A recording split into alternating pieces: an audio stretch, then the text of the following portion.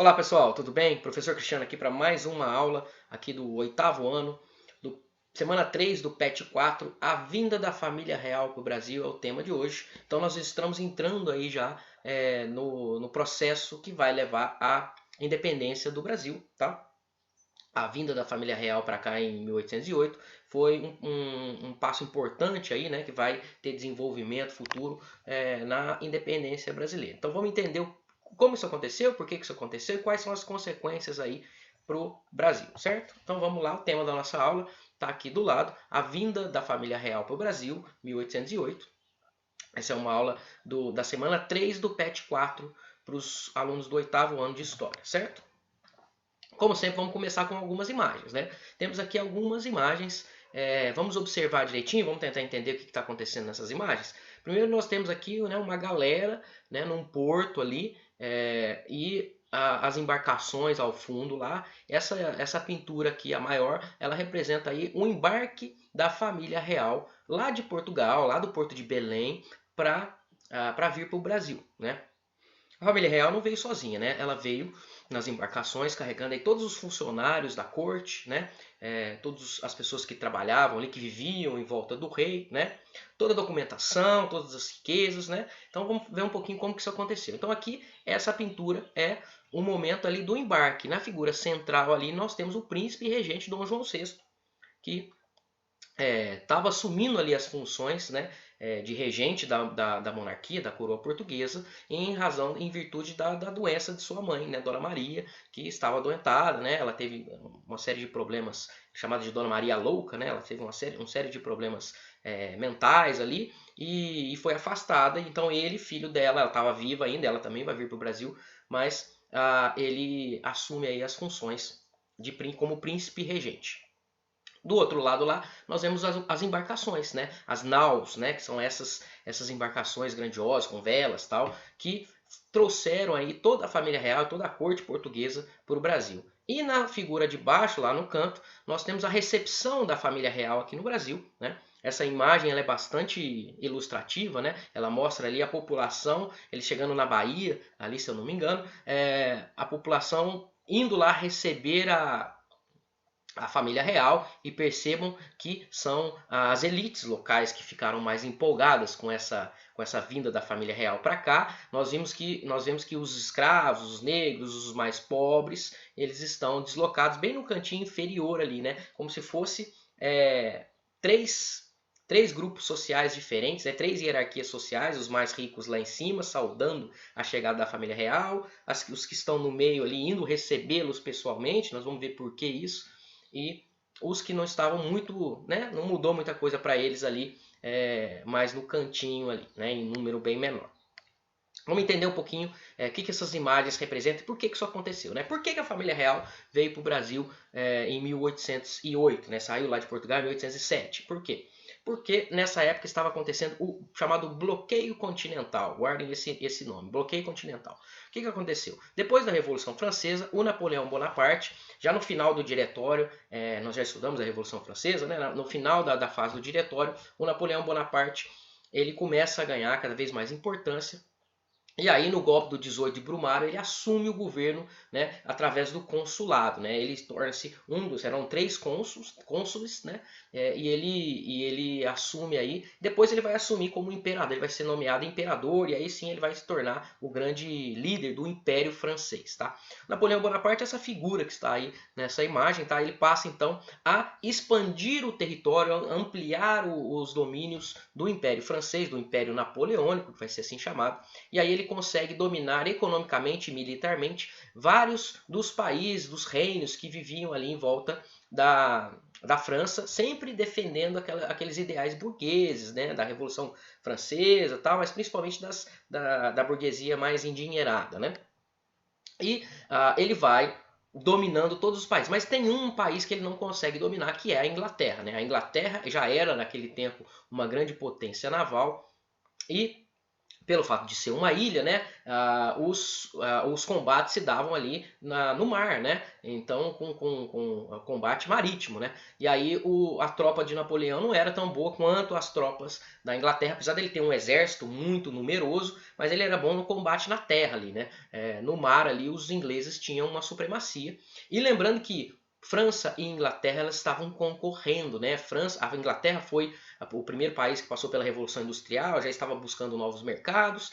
A França também estava se modernizando, estava, né, a burguesia ali junto com Napoleão Bonaparte estava querendo expandir os seus negócios. Então a gente tem uma concorrência e uma briga direta entre França e Inglaterra.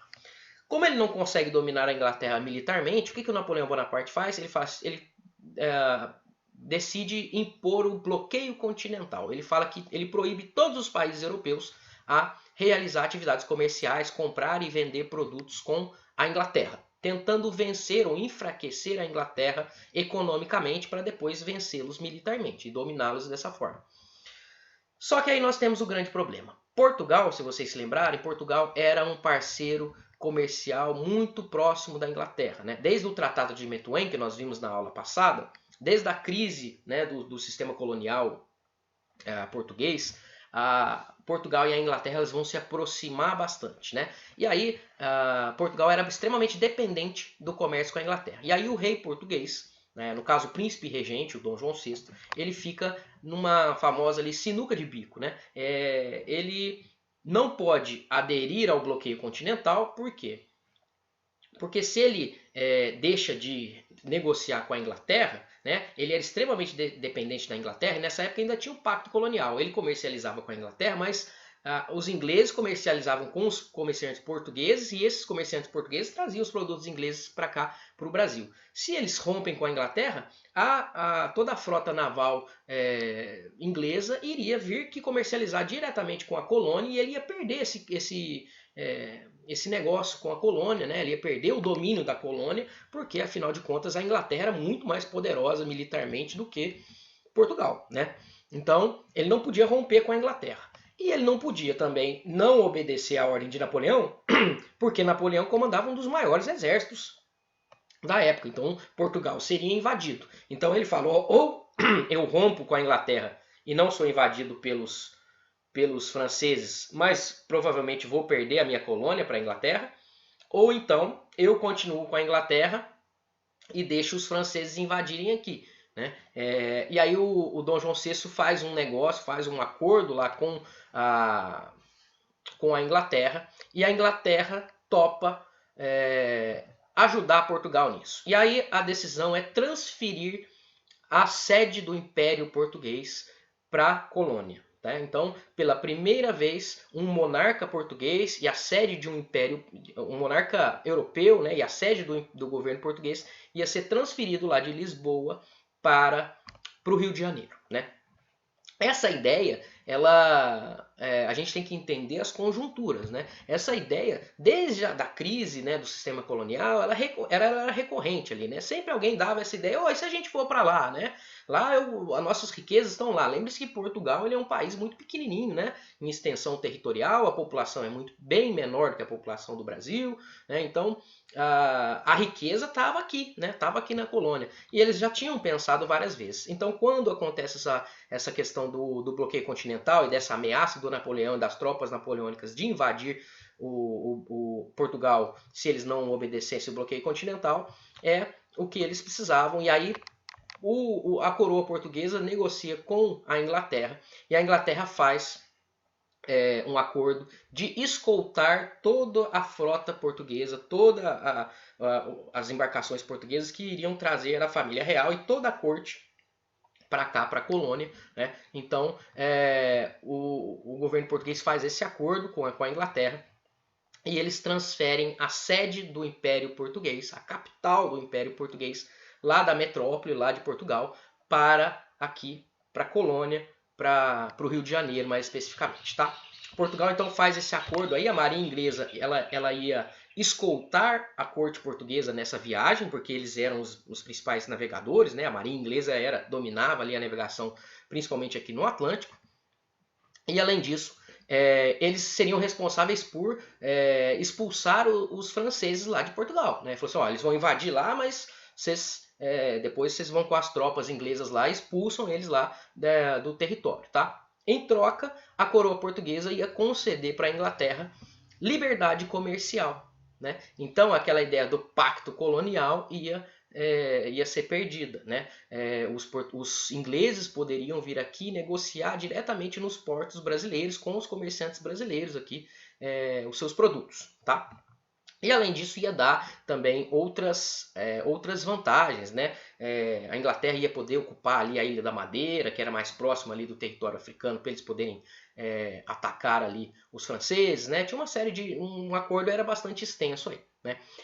E aí então no dia 29 de abril de 1807, o príncipe regente Dom João VI, esse que está na imagem aí sentado no trono, com toda a família real, toda a corte portuguesa, né, um grupo de aproximadamente 10 mil pessoas, alguns historiadores falam um pouquinho mais, chega de 15 mil pessoas, mas num consenso aí 10 mil pessoas, né, além de documentos, livros, tesouros, obras de arte, biblioteca, né, um monte de coisa, afinal estão fazendo uma transferência da capital, tinha que vir toda a documentação, né, do Império Português, tinha que vir tudo para cá, né. Então tudo isso vai ser embarcado e eles vão partir rumo ao Brasil no dia 29 de abril de 1807, tá? Escoltado ali pela frota dos ingleses. Tá? Pela primeira vez então, uma monarquia europeia ia ser governada, ia ser transferida aqui para as Américas. Tá? Enquanto isso estava acontecendo, 2 dias depois que eles saem, os franceses invadem Portugal. Tá? Como que foi essa viagem para o Brasil? Né? Para essa viagem para o Brasil, como eu falei para vocês, além da família real, né, veio também toda a corte portuguesa, né, todos os funcionários ali, todas as pessoas que viviam em volta ali da família real portuguesa, tá? E aí foi necessário então 8 naus, que são essas embarcações maiores aí, 3 fragatas, 3 brigs e 2 escunas, né? Além disso, as embarcações inglesas que vinham escoltando ali toda essa viagem aí, tá? Trouxeram também muito dinheiro, obras de arte, documentos, livros, bens pessoais e outros objetos de valor, inclusive uma biblioteca com mais de 60 mil livros. Era a Biblioteca Real Portuguesa, que veio transferido para cá para o Brasil. Lembre-se que nessa época os livros tinham um papel muito mais importante do que tem hoje. Né? Hoje a gente tem facilidade, a gente tem internet, tal, tem celular, carrega tudo na mão. Nessa época não, nessa época você tinha que carregar o conhecimento através dos livros. Então eles embarcam toda aquela biblioteca, e parte dessa biblioteca ficou aqui no Brasil, tá? Ela faz parte lá do acervo da Biblioteca Nacional, lá no Rio de Janeiro até hoje, tá? Então, com a escolta aí dos navios ingleses, a família real desembarca, chega aqui primeiro na Bahia, primeiro eles param na Bahia, para depois seguir para o Rio de Janeiro. Eles chegam na Bahia no dia 22 de janeiro de 1808, e eles vão ficar ali aproximadamente um mês, né? A primeira atitude que Dom João VI e toda a família real portuguesa vai tomar assim que eles chegam aqui no Brasil, né, que desembarcam na Bahia, é cumprir o que eles tinham prometido lá para os ingleses, ou seja, abrir os portos brasileiros para as nações amigas. Né? E aí entendam, nações amigas, a Inglaterra principalmente nesse momento. Tá? Então ele abre aí os portos, acabando com o pacto colonial. Né? O pacto colonial que definia que a colônia, né, ela só podia negociar com os comerciantes portugueses, com a metrópole, né? Agora não, agora navios, embarcações das nações amigas, e aí entenda-se principalmente a Inglaterra, poderiam chegar diretamente e negociar seus produtos nos portos. Né? Então acaba aí, nesse momento, tá, em 1808, o pacto colonial aqui, né, que a colônia estava submetida desde a chegada aí dos portugueses aqui, tá? Então, lá em 1500, tá? Então, a Inglaterra aí acaba levando vantagem com isso, né? Que passa aí a dominar o comércio brasileiro. Lembrando que a Inglaterra era, nesse momento, a grande fábrica do mundo, né? Tinha passado pela Revolução Industrial, né? Então ela produzia muitas coisas e estava buscando novos mercados. Então ela conquistou esse mercado brasileiro aqui. Como que foi a chegada? Como foi a recepção da corte no Rio de Janeiro, né? Depois que eles ficam lá cerca de um mês na Bahia, eles rumam para o Rio de Janeiro e aí vão começar a montagem da sede do Império Português aqui na América, né? E aí o Rio de Janeiro, nesse momento, era uma cidade, uma vila muito pequena, muito rústica ainda, né? Com construções simples, né? Não tinha toda aquela riqueza, né? É, todo aquele conforto que a coroa portuguesa tinha quando estava lá em Lisboa, na sua capital, né? E aí precisa fazer uma reforma geral. Então vem aqui estudiosos trazidos pela coroa portuguesa, junto com a família real, para fazer alterações, para fazer intervenções ali na cidade do Rio de Janeiro e modernizar, já que o Rio de Janeiro ia passar a ser a sede da coroa portuguesa, do Império Português, né, que tinha territórios não só aqui na América, mas na África, na Ásia, né, e além do próprio Portugal lá na Europa. Né. Então foi necessário instalar, construir novos prédios, né, construir prédios administrativos, palácios para a própria monarquia, chafariz para o abastecimento de água, né, calçar as ruas, né, abrir ruas e novas estradas, iluminação pública, né, que ainda era feito com lamparinas, mas não tinha. Passou a ter regulamentação do mercado, ou seja, o Rio de Janeiro passou por uma intervenção ali, uma transformação geral para ser transformado aí nesta corte. E a população que vivia no Rio de Janeiro, ela vai receber a corte primeiramente muito bem, porque eles estavam interessados, porque sempre que se precisasse de algum favor do rei, algum pedido para o rei, né, demorava muito tempo, você tinha que enviar para Portugal, tal, né, tinha todo um processo, as cartas demoravam porque ia pelos navios, né. Agora não, agora o rei estava ali, né, o rei estava ali próximo, era a oportunidade que principalmente as elites locais estavam procurando para poder se aproximar mais da monarquia e com isso ganhar mais prestígio social, ganhar mais posição ali naquela sociedade, né? A coroa portuguesa também chegou num local que ela nunca tinha, que ela não estava acostumada, né? Em Portugal a gente não tinha uma presença de escravos africanos tão grandes quanto existia aqui no Brasil, né? No Brasil, né, a mão de obra, a base da mão de obra é a mão de obra escrava, então eles assustam, né? Quando eles veem aquele ali que a maioria da população que vivia no Rio de Janeiro naquela época era de escravos, né, inclusive. Então tem todo esse choque cultural, né?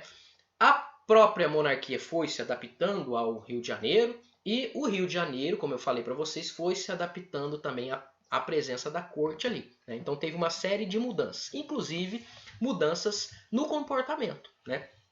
Então agora as pessoas tinham que se vestir bem, né? A moda europeia, né?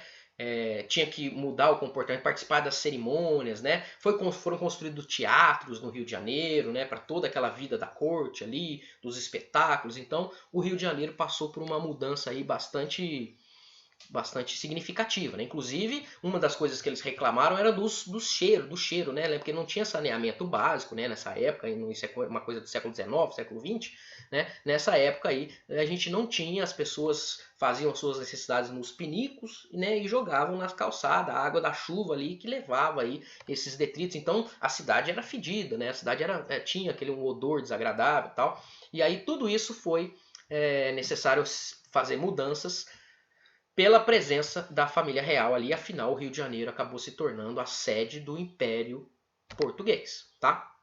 Então teve uma série de mudanças. Outras mudanças foram nas cerimônias, né? E aí lembra que eu falei as elites brasileiras, né? As elites locais, os grandes fazendeiros ou os grandes comerciantes locais, eles estavam querendo subir na vida, né?